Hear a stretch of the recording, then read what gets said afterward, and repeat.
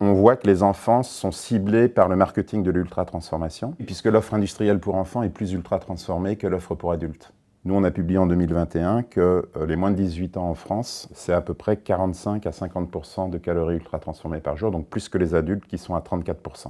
Et donc pourquoi c'est les premières cibles? Parce qu'en fait, l'industriel veut fidéliser la personne à vie à ses produits, du tout début de l'enfance jusqu'à sa mort. Si l'individu peut consommer des produits de la même marque ou ultra transformés, c'est une forme de fidélisation. Il n'y a rien de plus rentable que la fidélisation. Mais en plus, les enfants sont des cibles faciles. On sait que l'enfant va influencer les parents et les parents ne vont pas oser dire non. Donc on leur propose des goûts, des couleurs, des arômes, des textures très standardisées, faciles d'accès, optimisées, peu exigeantes, presque addictives.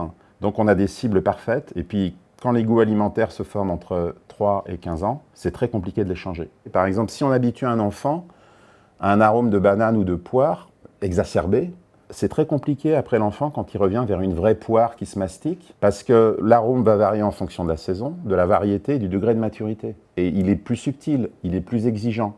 Donc cette hyper-standardisation des propriétés sensorielles auprès de l'enfant peut l'éloigner des vrais aliments qui vont être bons pour sa santé, qui sont peu transformés. Et ces aliments ultra transformés, en imitant les vrais aliments, vont remplacer les vrais aliments auprès des plus jeunes, et c'est ce qui est recherché. Donc on est dans une forme de cynisme industriel, où l'offre industrielle pour enfants devrait être pourtant de la plus haute des qualités.